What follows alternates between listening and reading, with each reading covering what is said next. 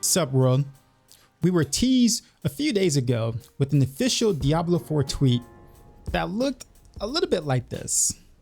Now, I was a bit skeptical, as most were. Ooh. Because they originally said there will only be 2 beta weekends before the game's launch.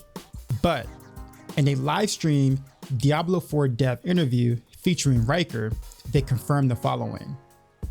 Is it time for a surprise? Is it time for a surprise? It is time for a surprise. Happy to announce that we've been hearing a lot of feedback from players about wanting to experience more Diablo 4 and check it out, before the game's release in June. And so on May 12th through May 14th, we are going to be hosting a server slam event where all players within Diablo 4 or who want to play Diablo 4 can jump in and actually check out the game again. That's right. We'll be able to play Diablo 4 once again before release from May 12th to May 14th, starting at 12 p.m. PST. Early download starts on May 10th for those who did not play open beta or deleted it after the second weekend, which I'm sure is most of us.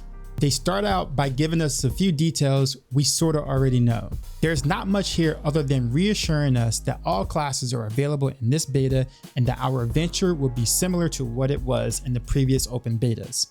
One thing to note that the devs in the live stream interview said this version of the server slam is closer to the game build that we will see upon release, which tells us that there will be quite a few updates to the game, especially classes that will be different from the previous betas. In terms of the server slam itself, there are a few nuances that differentiates this beta from the previous ones.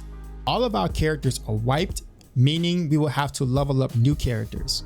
This isn't a bad thing, as I'm sure the leveling experience has been tweaked a bit, and this is a great opportunity to test these things. As per usual, none of what we do during the server slam will transfer to the live game. The level cap this time is 20 instead of 25.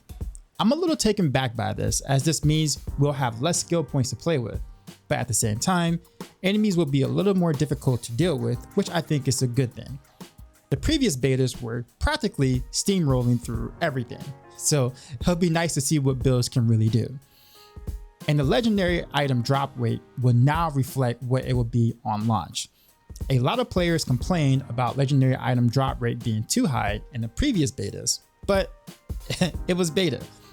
In order to test stuff in a single weekend, the rates needed to be high so we can, find things to test. It looks like they had the data they wanted from before and now looking to test actual figures. So sure, why not?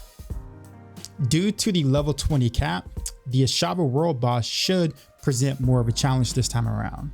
They even decided to make her more available during the weekend, so players will have more opportunity to take her down for some loot.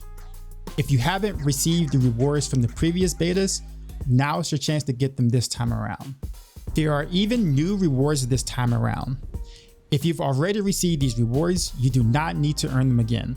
This kind of stuff has never really been my thing, but they're easy enough to grab, as leveling to 20 should only take around 4 to 6 hours total of casually playing. I also want to remind you, on Sunday of that weekend is Mother's Day in the States. Be sure to wish your mom a happy Mother's Day and spend some time visiting or chatting. Diablo 4 will technically exist forever, but mothers don't. So keep that in mind as you're blasting the weekend away to take a break from the game and be responsible. And then murder thousands of helpless monsters till your heart's content.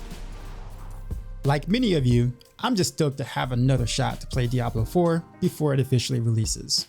For the absolute chillest vibes on a daily basis, make sure you follow my Twitch channel and also subscribe below for more YouTube videos like these. Until next time.